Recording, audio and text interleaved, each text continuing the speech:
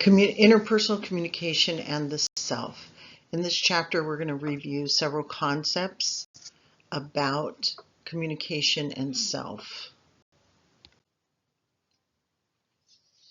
When we think about how our own identity, how we present ourselves, how we manage ourselves in different situations, this chapter is going to hopefully reveal to you what you might be doing to protect that, what you might be mindful of to develop and continue on your journey as a competent communicator.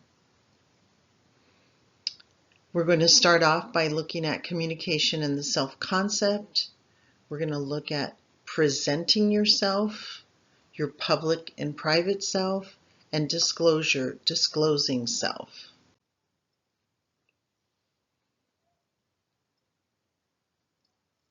In this chapter, our objectives, our goals are to help you understand what the self-concept is, how that's impacted with self-esteem, how is it subjective, and what are some of those things that affect it. We'll also learn to understand what manage impressions are and enhance our presenting image or presenting selves. Sometimes we get caught up in the, oh, that person is fake. They act one way here and they act a different way here.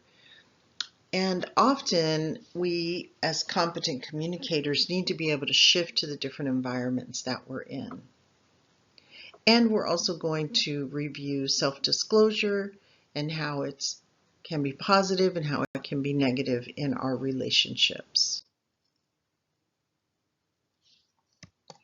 So when you think about communication and the self, our self-concept is the relatively stable set of perceptions you hold for yourself. So these are the things that I think about Doris. I'm a good person, I'm athletic, I'm aging, I'm a good mom. These are relatively stable set of perceptions that I hold about myself. My self-esteem is part of my self-concept. So as I'm submitting these evaluations to myself, I'm developing my self-worth. I could have my self-worth be positive. I could also have it as a negative, depending on what it is that I'm saying to myself.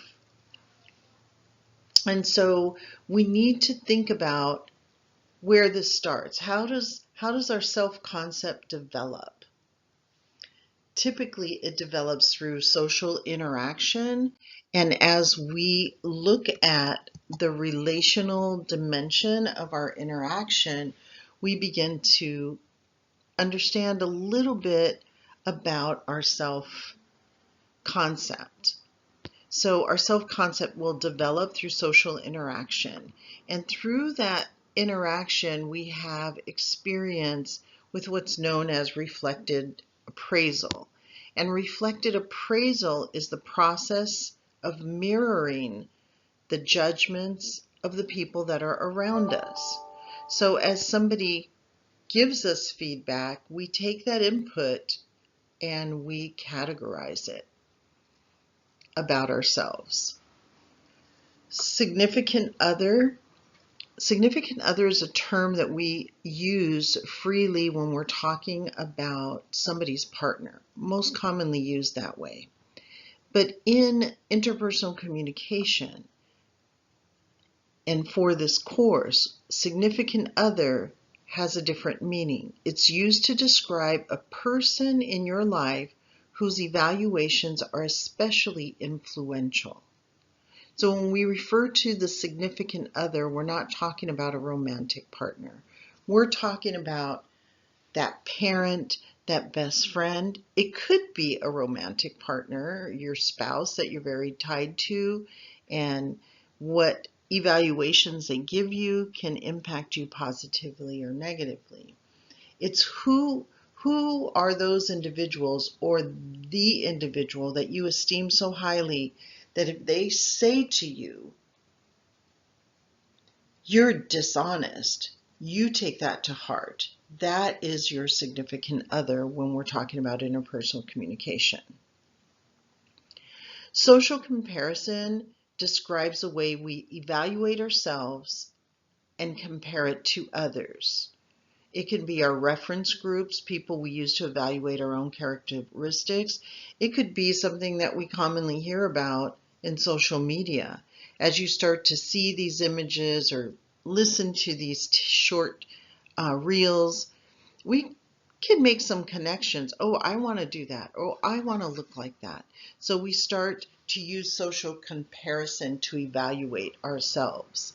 So in the communication perception feedback loop, we can see a positive cycle and we can see a negative cycle.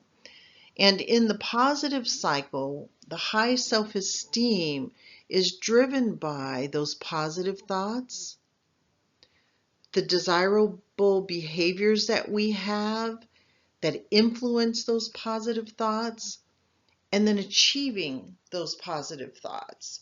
For example, I want to lose 5 pounds, and I want to lose 5 pounds in the next 30 days. And I can do it. I'm going to change my diet, and every day I'm doing something to influence that. At the end of the 30 days, I weigh myself, and I have lost 7 pounds. Yes, that's the positive cycle. In the negative cycle, we're going to go the opposite because we're going to say that on day 2, I have such a craving for chocolate. Oh my God, I don't know if I can stand it. Let me go to Rite Aid. They got that thrifty ice cream. I'm going to get me a Rocky Road cone. No, I'll get a child size because it's a lot less than a regular size cone. But then the 4th day, I get that craving again. Okay, I won't get an ice cream, but let me get a mocha latte. Okay, I'll pass on the extras, but let me just have one. Can I have a venti, please? So you're defeating, you're working against, you're not reaching your goals. And then when it's time to get on that scale again, you're 5 pounds heavier. And so that wasn't a very positive experience.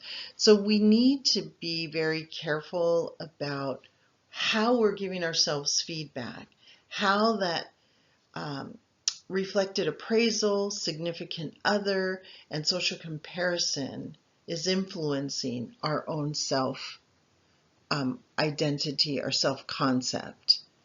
Also, we need to think about the reference groups, those people that we use to evaluate our characteristics. Who are we leaning on? And how is that impacting me as a communicator? So we see here that social interaction, reflected appraisal, and social comparison, as described earlier, are the 3 important parts of self-concept development. Social interaction influences how we take those appraisals and reflect them upon ourselves and how we're comparing ourselves to others. Those are the 3 main components.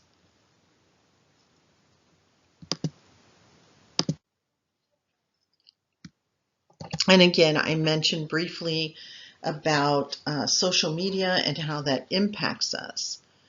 You might consider, does it lead to negative social comparison or positive social comparison? That's something you need to determine.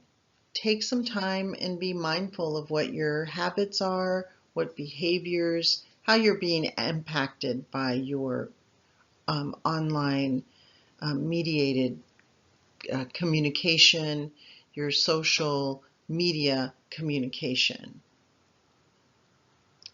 And maybe jot down what you observe right now about yourself. Jot it down in that journal because you may use this for your final presentation. Just some ideas to keep track of.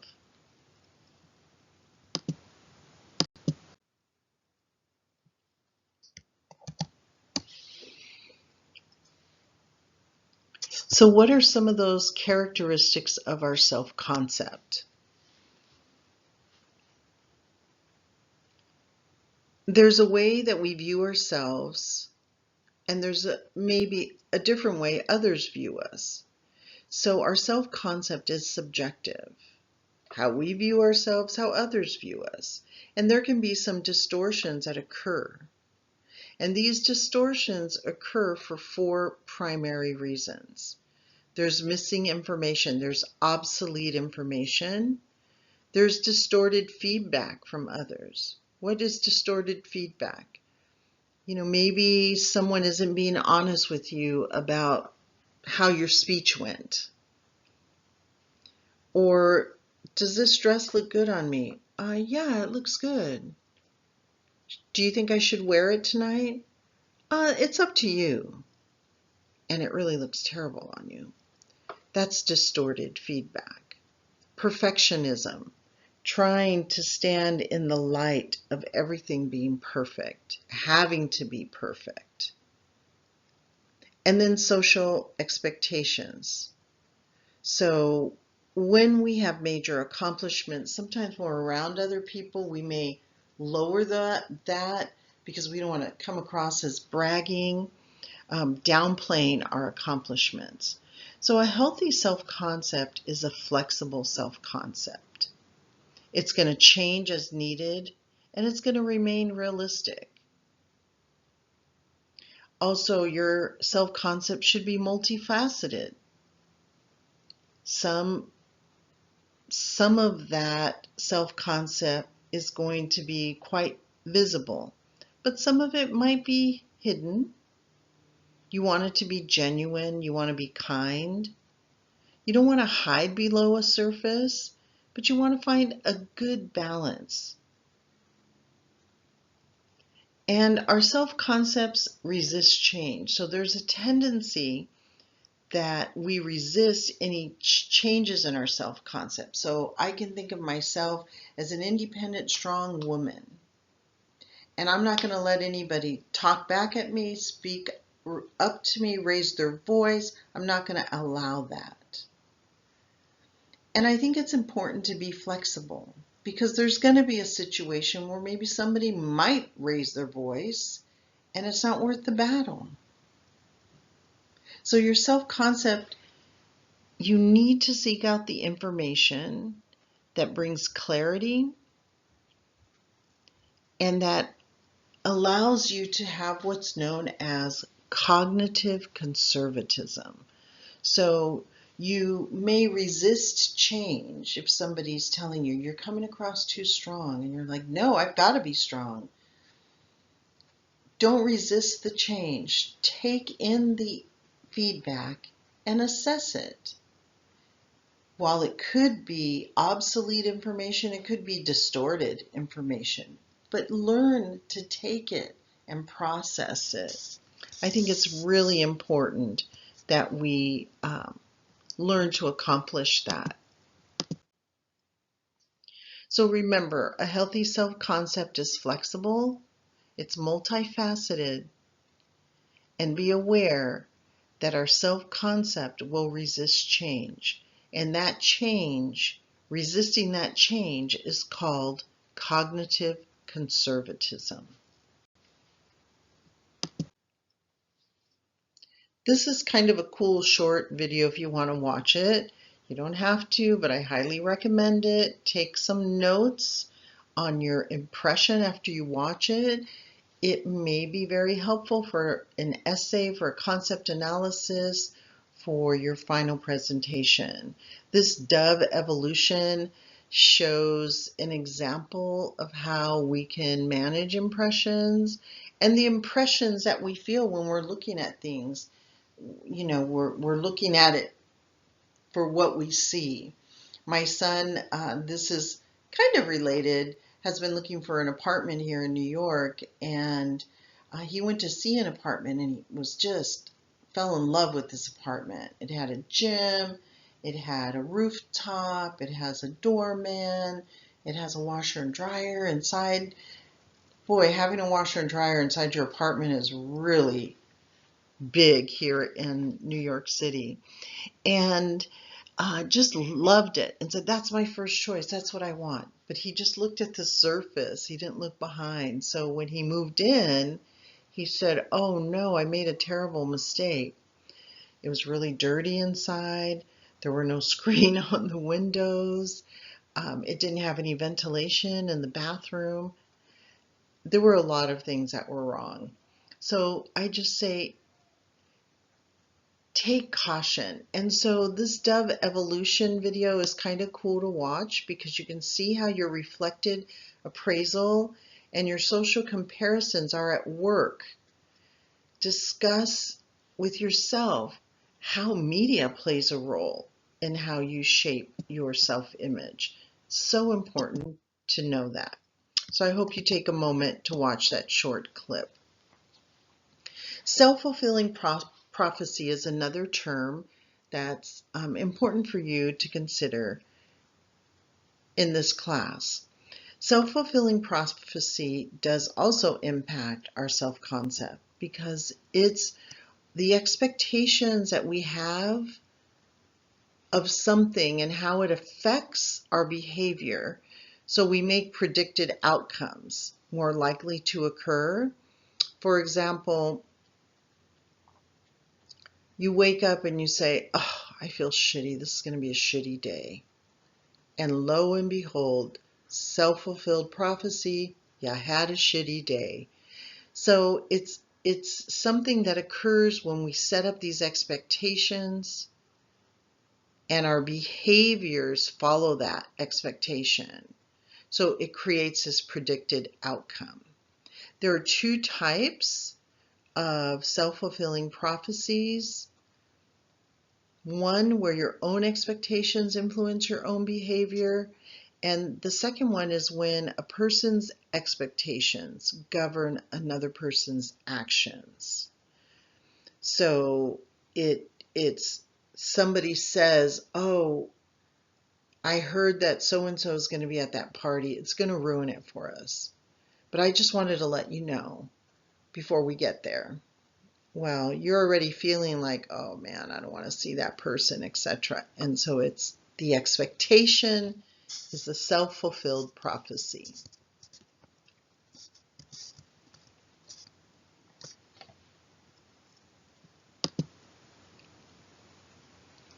So this is just a reiteration of what the self-fulfilled prophecy is.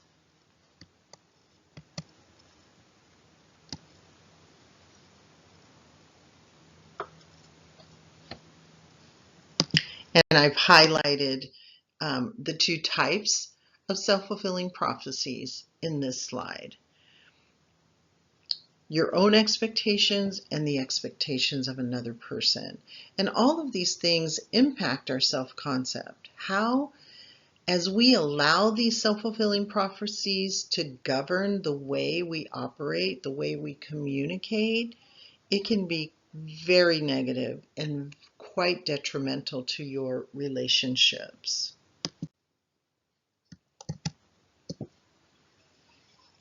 Impression management. Impression management refers to the communication strategies that you use to present yourself and how you use them to influence others or how others view you. We have a public self and we have a private self.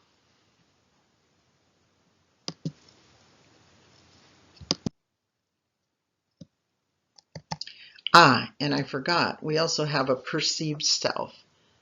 So our perceived self is the person that you believe who you are in the moment of your honest self-examination.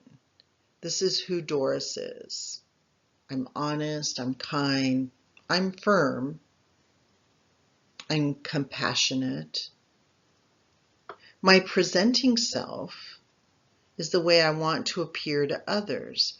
So that honesty, that compassion, I don't wear it on my shoulders.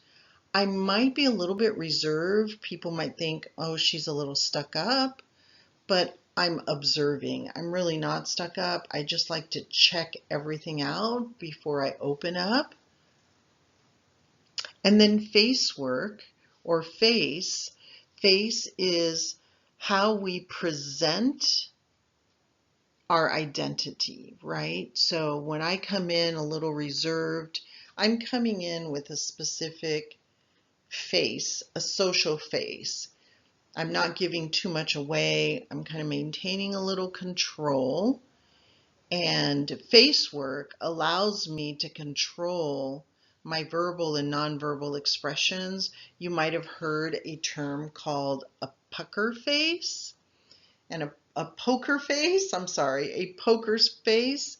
And a poker face is where you can't tell how that person's feeling or responding with their nonverbals. And so face work allows me to control some of my environment. So it's how we present ourselves. And face was coined by Irving Goffman, and he recognized that our nonverbals tell also a story when we're with others.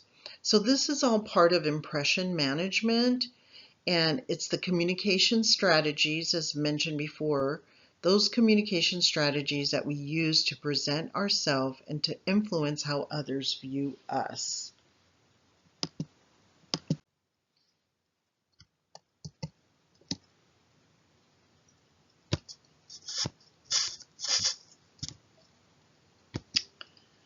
So here we have those variety of roles that we play, right? So we want to manage our identity. We want to perform. Well, we don't mindfully perform, but that's what we're doing. We're like actors, and we adjust how our performance engages with others. And sometimes our impression management can be deliberate or unconscious. We're aware of how we're managing. Now that you are familiar with these terms, you might spend more time paying attention to how you're interacting differently with people, and you're mindful of it. It's a really wonderful opportunity to get to know yourself better and to be honest with yourself about who you are and how you represent yourself. Is it important for you to represent yourself a certain way? Do you care, not care? What is your goal for competent communication?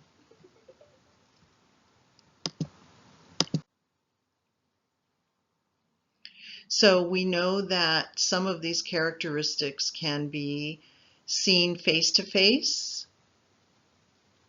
We can use words in our behavior, that's our manner. Sometimes we can send messages based on our appearance, what we're wearing, and the physical items around us. So you can control impression management in a variety of ways. So I am a Latina woman. I love Latina artists. I'm very charged within my culture. So when you walk into my condo, you're going to see Latino artists on my walls. You're going to see Latino work displayed. You're going to see things that identify who I am. Also, being a woman of faith, you're going to see maybe scriptures from the Bible posted. You'll see different things that will give you an impression of who I am.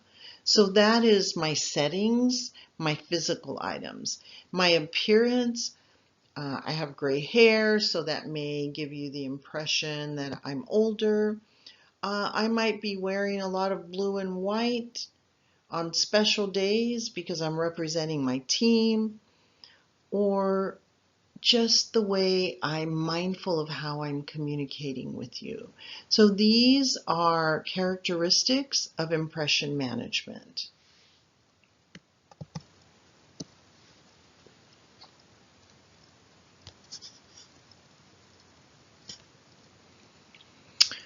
All right, so we have here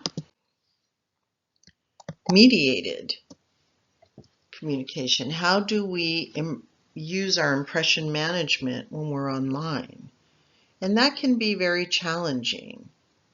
While we strive for honesty in our impression management when we're online, but how does that impact us? What is the most appropriate way to present ourselves? The audience that we're talking to or involved with is going to lead us in the situation that we're in.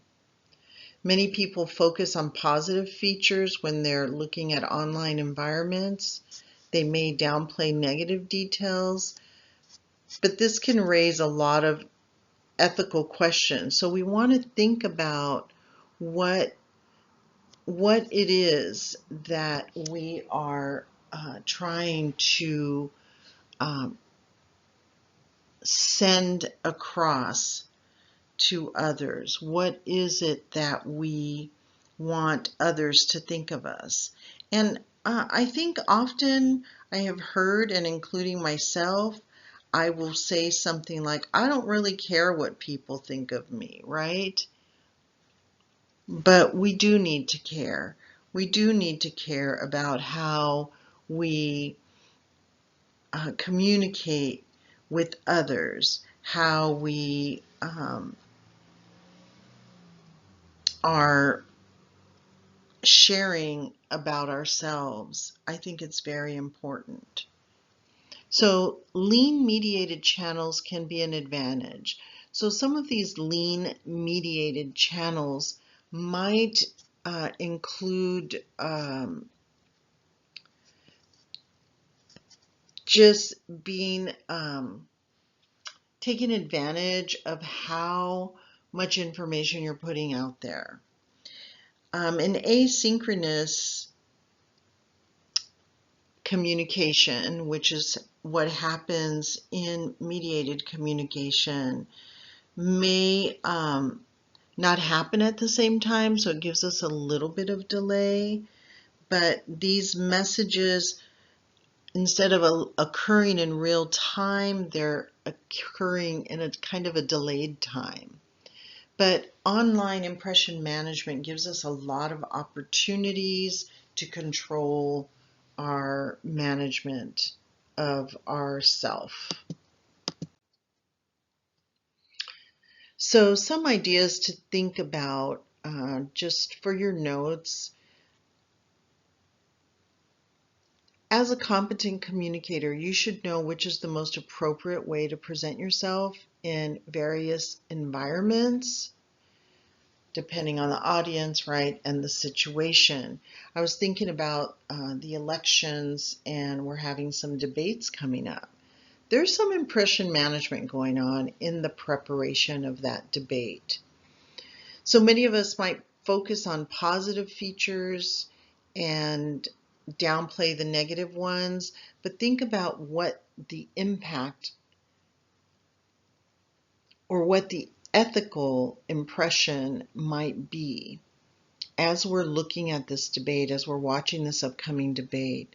What is really happening behind there? They're just making impressions to the audience. They're managing their identity and what they believe in. There is structure to how they're sending that message. So when we think about impression management, we can't separate self-disclosure. Self-disclosure plays a very important part in both how we share things about ourselves, but how that influences impression management.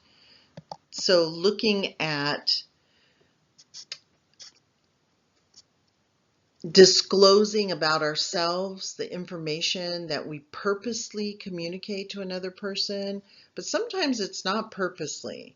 Sometimes some of us might have a habit of self-disclosing too much information. Maybe we're really cathartic, emotional. We have a lot to put out there, and so we release too much.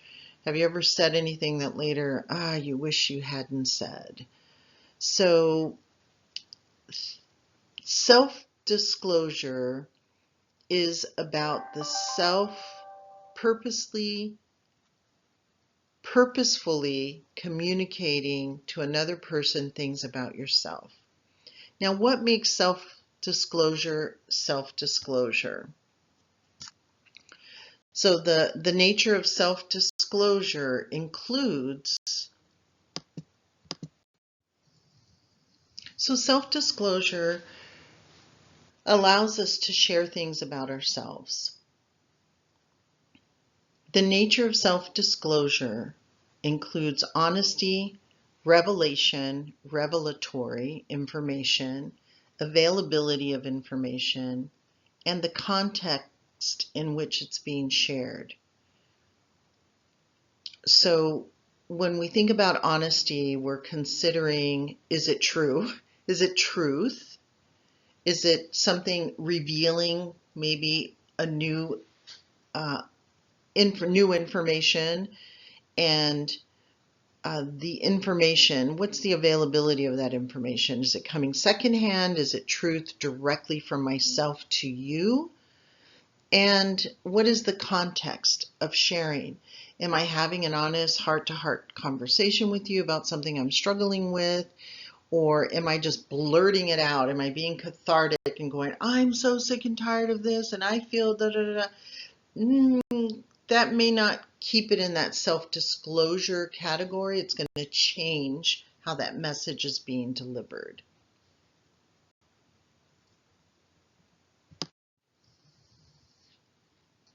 The social penetration model in this slide is one of the models that is used to show how self-disclosure is revealed. And so the two models are the social penetration model and the other one's the Johari window. So in the social penetration model, it involves both breadth and depth of disclosure. And there are different types of disclosure. And we earlier talked about what those the nature of self-disclosure was. And this is the degrees of self-disclosure. So if you notice in the social penetration model, the depth of the self-disclosure is that center area and the breadth. So we're looking at how much information is being shared. You know, if it's a lot of here, there, it could qualify for self-disclosure, but it's not reaching the depth of self-disclosure. So the more we get into the inner part of that circle, the more personal the information is, it becomes much more self-disclosure. So you can see that there are different types of self-disclosure, cliches, facts, opinions. But as you go into the depth, you're getting deeper into that message. So our feelings are becoming that deep connection. It's the feelings, the depth. The other model of self-disclosure is known, as I mentioned, the Johari window. And the Johari window is a model that's divided into 4 parts. And we'll look at those 4 parts in just a moment. So the 4 parts include information that you and other people are aware of. That's called the open area. Things that are unknown to you but known to others, they're blind to you. That's the blind area. Information that you're aware of but you're not willing to share is your hidden area. This could also be, if we compare it to the social penetration model, it could be those parts that are in the most center of that model. And the information that is unknown to you and to others is the unknown area. So let's look at the 4 quadrants of this model. And here we can see the open, the blind, the hidden, and the unknown. And you can see the categories that they fit within on the outer part of this model. So as you look at this model, think about what is relevant in your own communication process and your self-disclosure. Are you private or are you a discloser? So there's privacy management that will allow you to make the choice to reveal or conceal. And there are benefits of self-disclosure. As I mentioned, catharsis is where you just kind of release it. Maybe some relationship maintenance. You have to share something in order for your partner or your coworker to understand why you did what you did.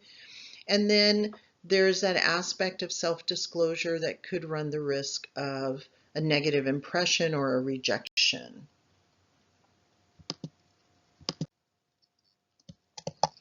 So these are the benefits of self-disclosure, and I mentioned a few of them. So catharsis is just getting it off your chest, releasing it. Self-clarification, sometimes talking things out loud will help you. Self-validation, reciprocity, reciprocation, where you're just trying to get feedback from others. Trying to form an impression, clarify what is it that I'm doing here, how am I managing this, what is important. And then relationship maintenance, sometimes you have to reveal things in order to save that relationship. And then your moral obligations can also drive self-disclosure. There are some risks that I mention about self-disclosure, and those risks include the following. So we have rejection, negative impression, some decrease in your relational satisfaction. If you share something that your partner or your coworker should not have known, or you should have just held back. Sometimes these are difficult choices in interpersonal communication, but it's just something that you have to make a decision on. Another risk is loss of influence, loss of control, and hurting the other person. And these are some of the things we think about. We don't want to be completely honest because we don't want to hurt the other person. But it's so important to consider that when you're self-disclosing, you have to consider some guidelines. Is the other person important to you? So disclosing may help the relationship. Is the risk of the disclosure reasonable? Sometimes the risks outweigh the benefits, and so you may decide not to share. Is it appropriate? There's a time and a place to engage and to share information. Things can't always just come out and be what they are. You have to determine these points. These 5 guidelines are really important. The 4th guideline is reciprocated. So if you're going to share it, are you going to get the feedback, or is it going to be unbalanced? Sometimes you share something and a person just stays quiet and you get nothing back. That can be a risk, and you need to think about that in planning to self-disclose. You have to consider these guidelines, and will it be constructive? If it's going to be used to help, then it's fine. If it's going to be a negative, maybe not.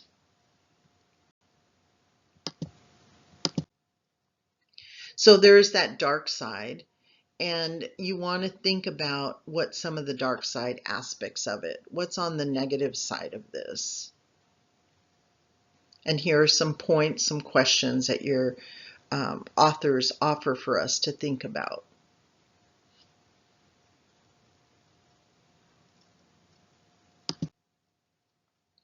I went over these guidelines. I think it's important that you consider them. Consider your own self-disclosure. You may want to jot down, maybe you're self-disclosing too much. Maybe you're too closed and you want to kind of get out of that hidden box, or you want to move up in the social penetration model. Take a look at those two models. They're two different models. One may work better for you than the other, but consider, how do they impact your own communication process? Can you think of someone that engages in inappropriate self-disclosure? Someone that's always sharing everything, they have no filter, and they're just sharing everything. What makes that disclosure, self-disclosure, inappropriate? And what would you recommend to help them improve?